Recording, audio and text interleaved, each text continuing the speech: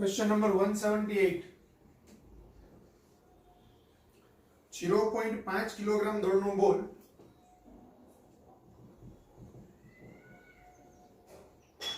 12 metre પર સેકન્ડની ઝડપથી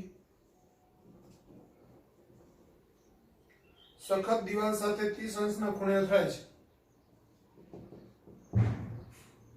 તે સમાન ખૂણે અને સમાન ઝડપથી પરાવર્તન પામે છે. જો બોલનો દિવાલ સાથે સંપર્ક સમય ડેલ્ટા ટી એ 0.25 સેકન્ડ હોય તો દિવાલ પર લાગતું સરેરાશ બળ શોધો. હવે અહીંયા તમને એક દિવાલ આપેલી છે.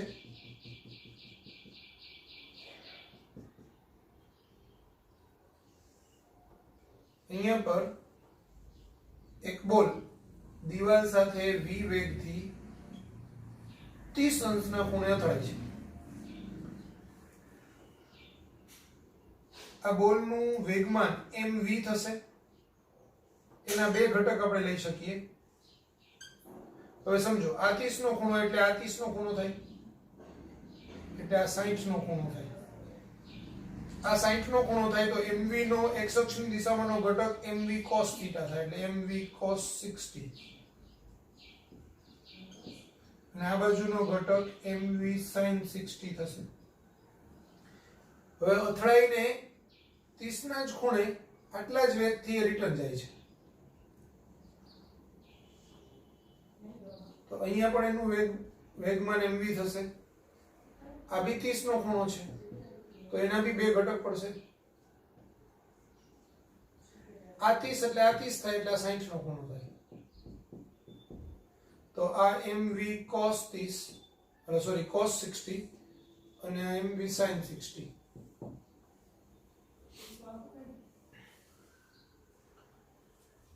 તો બોલનું પ્રારંભિક વેગમાન p1 સદિશ બરાબર mv cos 60 i caret plus mv sin 60 j caret. સમજો આ એનું પ્રારંભિક વેગમાન છે. x અક્ષની દિશામાં પેલો ઘટક છે એટલે પ્લસ i caret ને આ y અક્ષની દિશામાં છે એટલે પ્લસ j caret. બોલનું અંતિમ વેગમાન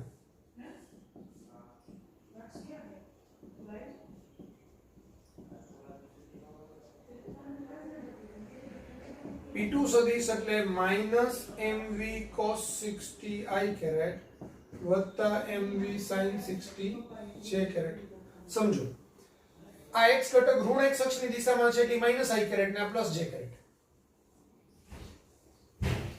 તો બોલના વેગમાનમાં થતો ફેરફાર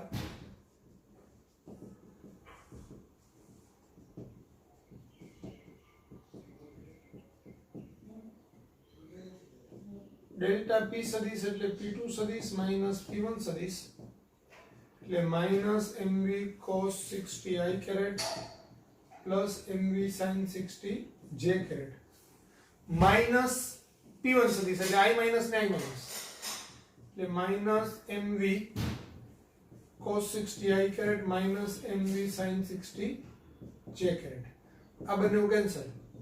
આ બે વખત પદ છે એટલે minus 2mv cos 60 j caret. માટે દિવાલના વેગમાનમાં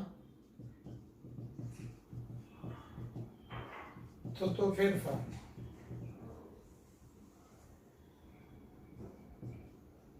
તો ડેલ્ટા p વોલ કહીએ આપણે.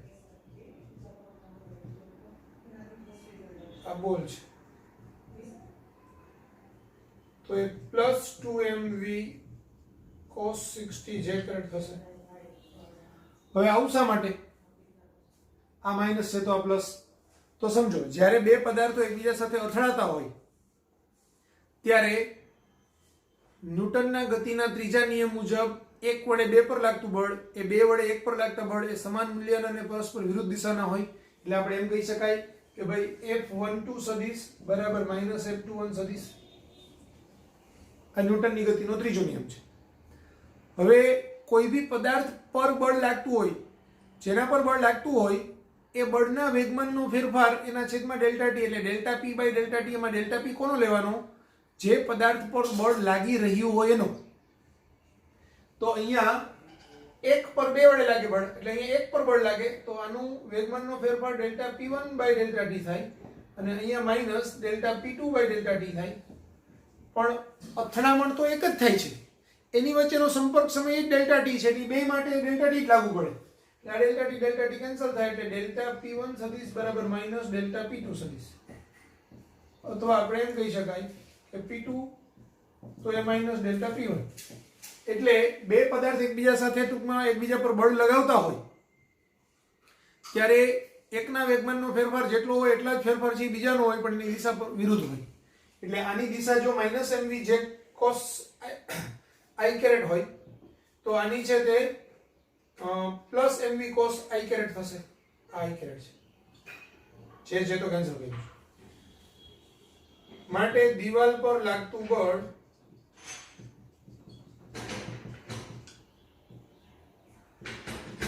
F વોલ્ટ બરાબર ડેલ્ટા P વોલ્ટ अपॉन डेल्टा टी, એટલે 2mv cos 60 i caret upon delta T. કિંમત મૂકી દઈએ 2. m ની વેલ્યુ કેટલી? 0.5. v ની વેલ્યુ કેટલી? 12. cos 60 એટલે 1/2 i कैरेट, અને છેદમાં ડેલ્ટા ટી એટલે 0.25. આ 2 2 કટ થાય, આ 0.25 તો આ 2 0.25 into 2 એટલે 0.5. 12 દુ 24 એટલે 24 i કેરેટ ન્યૂટન થશે. હવે ઓપ્શન તમને બધાય છે એ માત્ર મૂલ્યમાં આપ્યા છે, તો એનું મૂલ્ય f વોલ્ટ, એનું મૂલ્ય માનાંકમાં લઈએ તો એ 24 ન્યૂટન. તો આપણો આન્સર થશે 24 ન્યૂટન, એટલે એ લખી નાખો.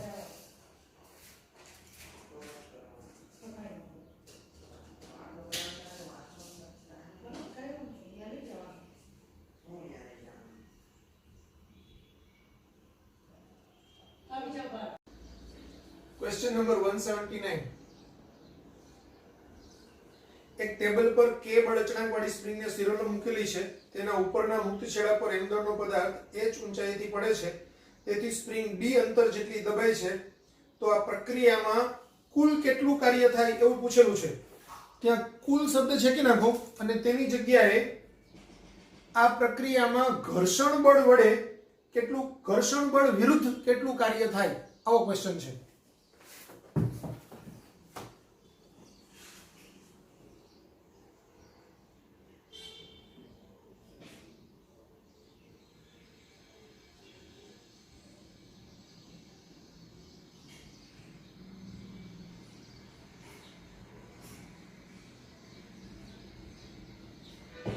હવે સમજો, પહેલા આ h ઊંચાઈ હતી,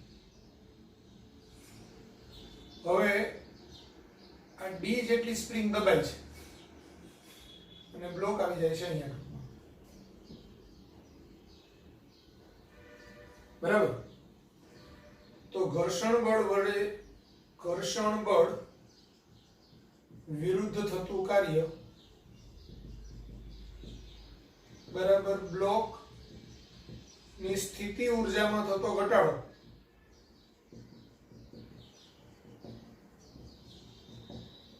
માઈનસ સ્પ્રિંગમાં સંગ્રહ પામતી ઊર્જા. સપોઝ હું એમ કહું કે ભાઈ આ બ્લોક છે અહીંથી અહીંયા પહોંચી જાય છે ત્યારે એની સ્થિતિ ઊર્જા છે 200 જૂલ જેટલી ઘટે છે, અને સ્પ્રિંગ છે એ દબાય એટલે એની અંદર સ્થિતિ ઊર્જા છે ધારો કે 180 જૂલ સંગ્રહ પામે. તો બેનો ડિફરન્સ 200 માઈનસ 180 એટલે 20 જૂલ થાય. તો 20 જૂલ છે એ ઘર્ષણની વિરુદ્ધ કાર્ય થયું છે એમ કહેવાય.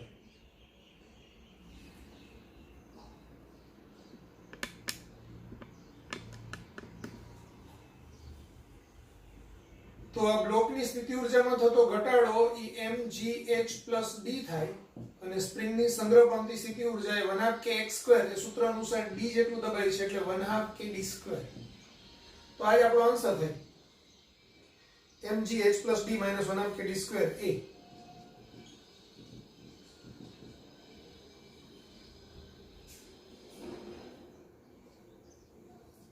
Question number 180. 15 kg પર સેકન્ડના દરથી 60 મીટર ઊંચાઈથી પડતા પાણી વડે ટર્બાઇન ચાલે છે. ઘર્ષણ બળના કારણે 10% ઉર્જા ઘટે છે, તો ટર્બાઇનમાં કેટલો પાવર સંગ્રહ પામશે? તમને m/t આપ્યું છે 15 kg પર સેકન્ડ, h આપ્યું છે 60 મીટર અને તમને g આપ્યું છે 10 મીટર પર સેકન્ડ સ્ક્વેર. હવે સમજો કોઈ એક ધોધમાંથી આમ પાણી નીચે પડતું હોય, અહીંથી આમ પાણી વહેતું વહેતું આવીને ધોધથી આમ નીચે પડે છે, તો દર સેકન્ડે 15 કિલોગ્રામ પાણી પડે છે. એટલે 15 કિલોગ્રામ પાણી પડશે તો એની સ્થિતિ ઉર્જા ઘટે 60 મીટર સીધું નીચે આવે તો પાણીની સ્થિતિ ઉર્જામાં ઘટાડાના કારણે ઉદ્ભવતો પાવર, પાણીની સ્થિતિ ઉર્જા ઘટાડાને કારણે ઉદ્ભવતો કુલ પાવર બરાબર mgh/t. હવે આ પાવરના 10% જેટલો પાવર ઘર્ષણ વિરુદ્ધ કાર્યક્રમમાં વપરાઈ જાય છે. આ પાવર ના 10% જેટલો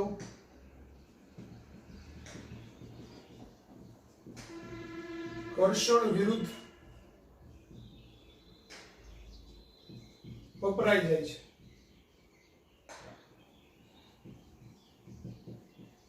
તેથી બાકીનો 90% પાવર ટર્બાઇનમાં સંગ્રહ પામશે. માટે ટર્બાઇનમાં સંગ્રહ પામતો પાવર બરાબર 90% mgh/t. હવે 90% એટલે 0.9, 90/100 એટલે 0.9. mgh એટલે m/t એટલે 15, g એટલે 10 અને h એટલે 60. તો આ 0.9 ગુણાકારમાં 10 એટલે 9 થઈ જાય. 15 ગુણાકારમાં 6 એટલે 90, 90 ની પાછળ એક 0 એટલે 900, 900 ગુણાકારમાં 9 એટલે 8100 વોટ.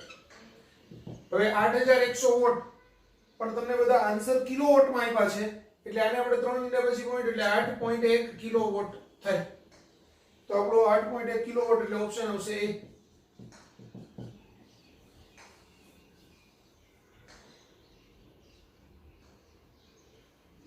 લખી નાખો.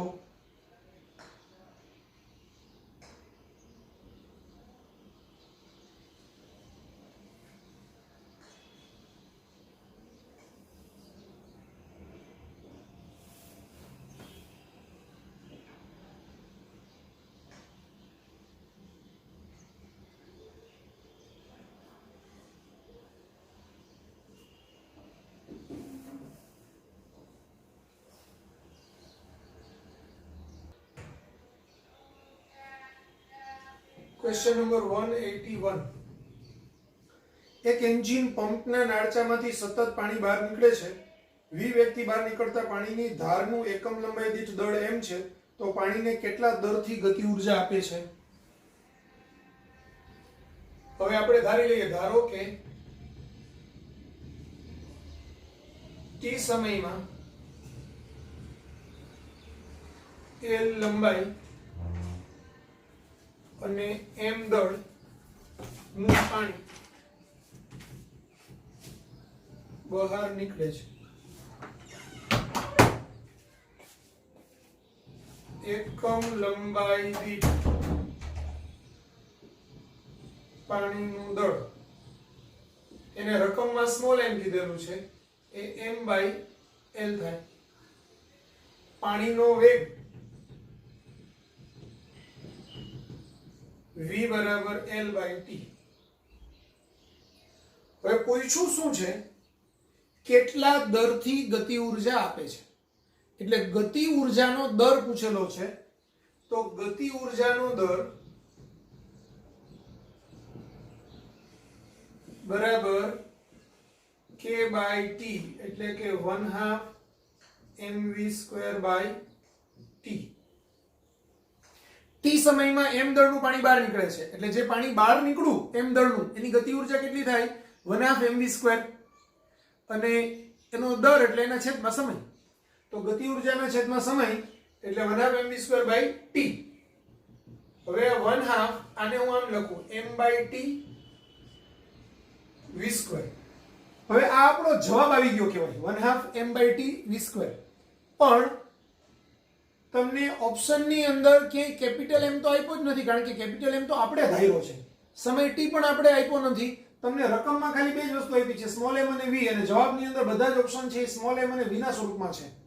તો મારે આ જવાબ સ્મોલ m અને v ના સ્વરૂપમાં કન્વર્ટ કરવો પડે.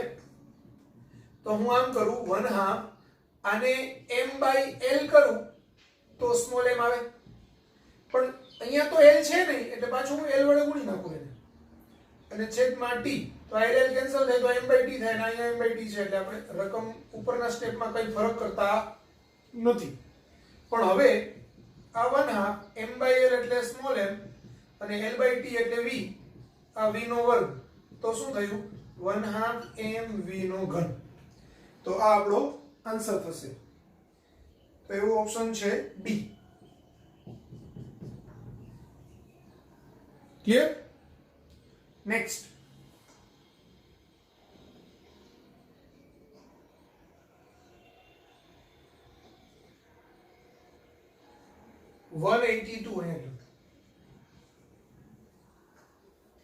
એક કિલોગ્રામ દળના પદાર્થને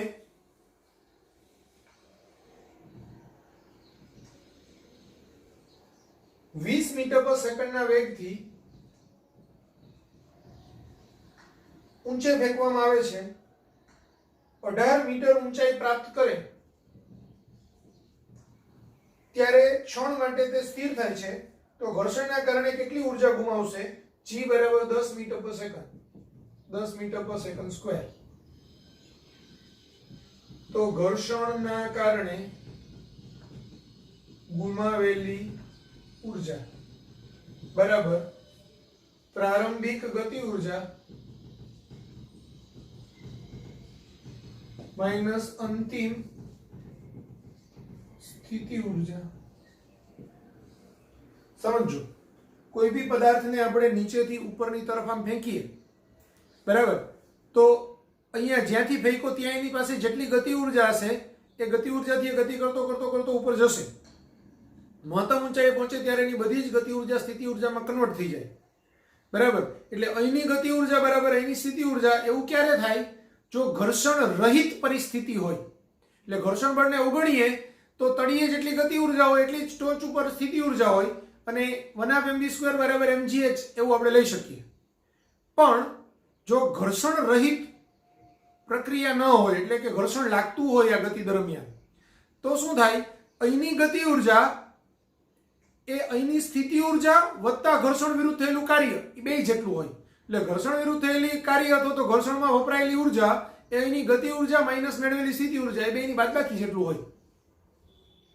તો આ પ્રારંભિક ગતિ ઊર્જા એટલે 1/2 mv સ્ક્વેર માઈનસ imgh. હવે આ 1/2 m ની વેલ્યુ 1 v ની વેલ્યુ 20 એનો વર્ગ આ m ની વેલ્યુ 1 g ની વેલ્યુ 10 અને h ની વેલ્યુ 18. તો 20 નો વર્ગ 400 400 ના છેદમાં 2 એટલે 200. આ 10 ગુણાકારમાં 18 એટલે 180 એટલે 20 જૂલ. સમજો ઘર્ષણ રહિત પ્રક્રિયા હોય તો આ 200 હોય તો આ 200 હોય તો ઘર્ષણ વિરુદ્ધ થયેલું કાર્ય 0 આવે. પણ અહીંયા આ 200 છે ને પેલું 180 છે એટલે આપણને 20 જૂલ ઘર્ષણના કારણે ગુમાવેલી ઊર્જા મળી. તો આપણો આન્સર 20 જૂલ આવશે. એવો ઓપ્શન છે 20 જૂલ ડી. એટલે આપણો આન્સર આવે ડી. લખી નાખો.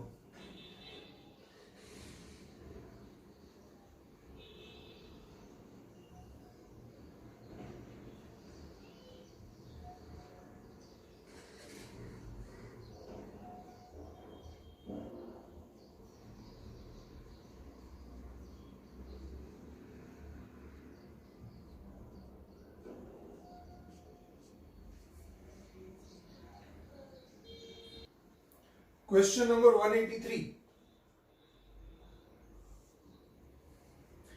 એક બોલ 2 મીટર પર સેકન્ડના વેગથી ગતિ કરતા બીજા બમણા દળવાળા સ્થિર બોલ સાથે અથડાય છે. જો રેસ્ટિટ્યુશન ગુણાંકનું મૂલ્ય 0.5 હોય તો સંઘાત બાદ તેમના વેગ ખાલી જગ્યા મીટર પર સેકન્ડ છે. આપણે અહીંયા એક m દળનો પદાર્થ છે, એનો પ્રારંભિક વેગ v 2 મીટર પર સેકન્ડ છે. એ ગતિ કરીને 2m દળના પદાર્થ સાથે અથડાય છે. એ પદાર્થ સ્થિર છે એટલે v2 બરાબર 0 છે. અથડામણ બાદ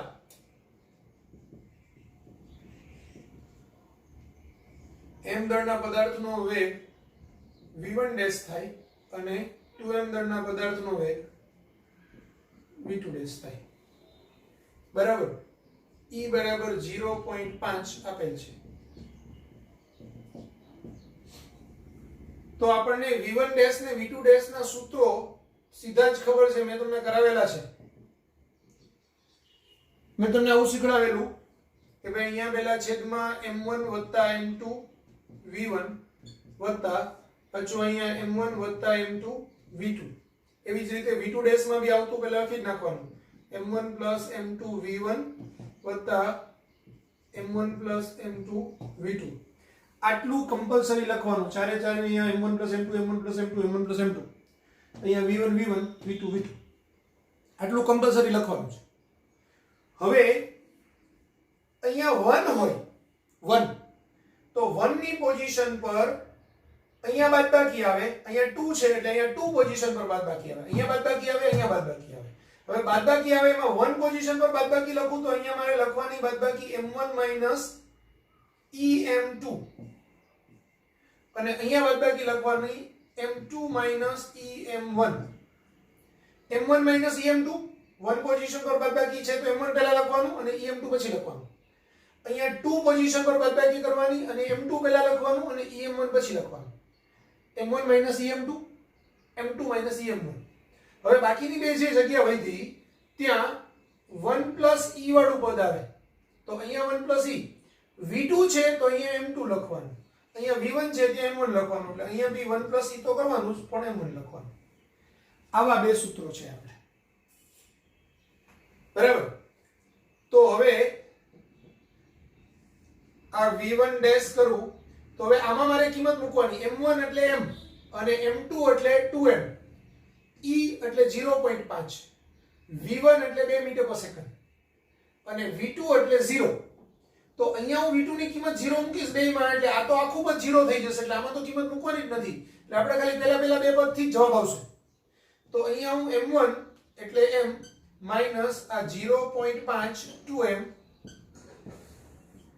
v1 એટલે 2 છેદમાં m plus 2m વત્તા 0.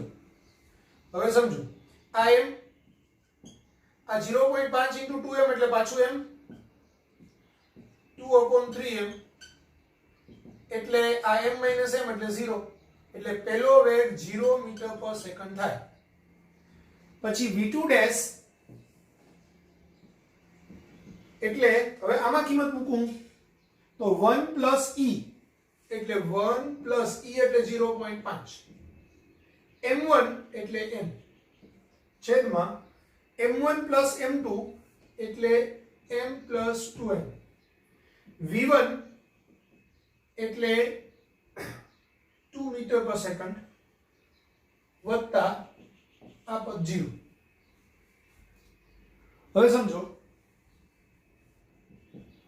1 plus 0.5 એટલે 1.5m into 2 છેદમાં 3m. આ બે કેન્સલ તો 3/3 એટલે 1 તો 1 મીટર પર સેકન્ડ. તો આપણો આન્સર થશે 0 મીટર પર સેકન્ડ અને 1 મીટર પર સેકન્ડ. તો એવો ઓપ્શન છે 0,1 એટલે a.